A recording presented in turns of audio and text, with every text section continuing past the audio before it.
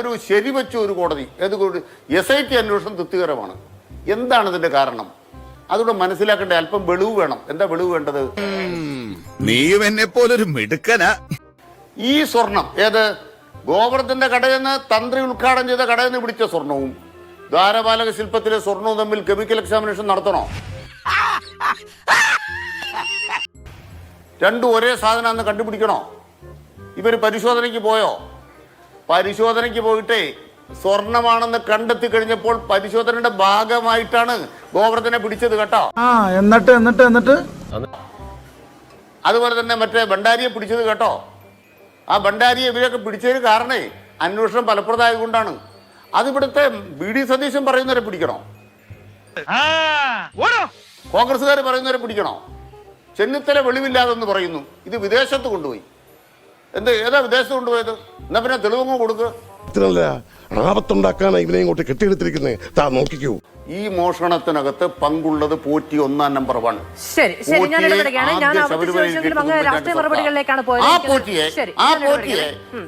ആ പോറ്റിയെ സോണിയാഗാന്ധിയുടെ വീട്ടിൽ കയറ്റിയവർ. സോണിയാഗാന്ധിയുടെ വീട്ടിൽ കയറ്റിയവർ. സോണിയാഗാന്ധിയുടെ വീട്ടിൽ ആ പോറ്റിയെ കയറ്റിക്കൊണ്ട് പോയവർ. പറയൂ ഉത്തരം. മാധു ചോദിക്കോ?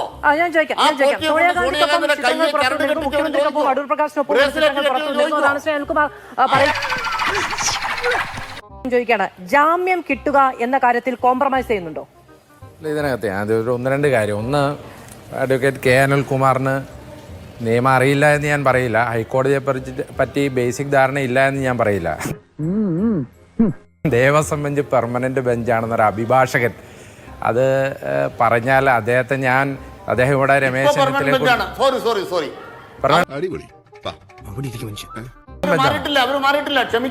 അങ്ങനെയാണെങ്കിൽ ഞാനൊരു കാര്യം ചോദിച്ചോട്ടെ. ശബരിമലയിലെ സ്പോട്ട് ബുക്കിംഗുമായി ബന്ധപ്പെട്ട കേസ് ആരാ കേട്ടത്?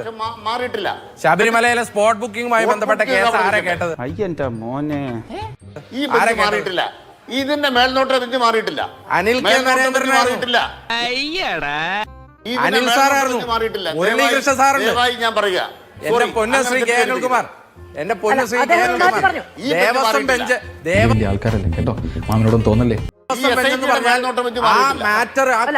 അദ്ദേഹം അത് പറഞ്ഞു, അതിന് ക്ലാരിറ്റി വരുത്തി. ഈ കേസുമായി ബന്ധപ്പെട്ട മേൽനോട്ടം വഹിക്കുന്ന ബെഞ്ച് മാറിയിട്ടില്ല എന്ന് അദ്ദേഹം. അങ്ങനെയാണോ ദേവസ്വം ബെഞ്ച്? അല്ല,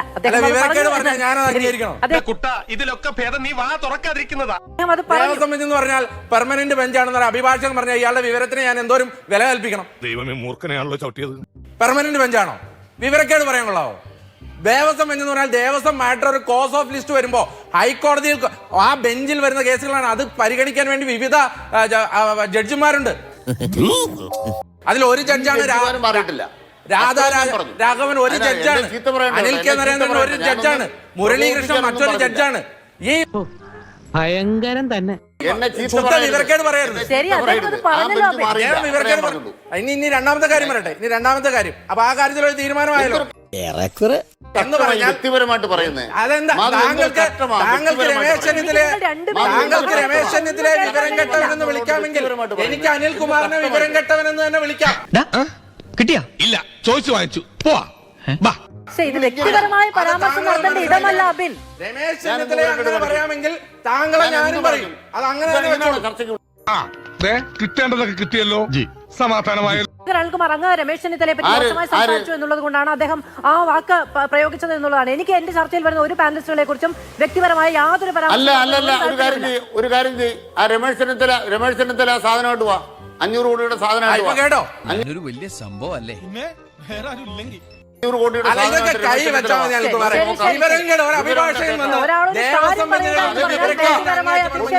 കാരണമല്ല വരുന്നത് ഈ വഴിക്ക് തന്നെ. ഞാൻ പൂർത്തീകരിക്കട്ടെ.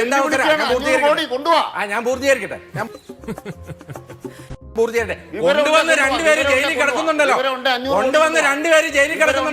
ഇപ്പോഴും പൂട്ടി പിടിച്ചേക്കുമല്ലേ? 2 പേര് ജയിലിലല്ലേ? പത്മകുമാറും ജയിലില്ല, വാസുവും ജയിലില്ല. പൂട്ടി പിടിച്ചേക്കുമല്ലേ? കൊണ്ടുപോയില്ല 2 പേര്. പുറത്തിറക്കാൻ വേണ്ടി കുറെ നാളായല്ലോ. ഞാൻ പൂർത്തീകരിക്കട്ടെ. അതിന് തന്നാരും വിളിച്ചില്ല. വിളിച്ചു തന്നെയല്ലേ?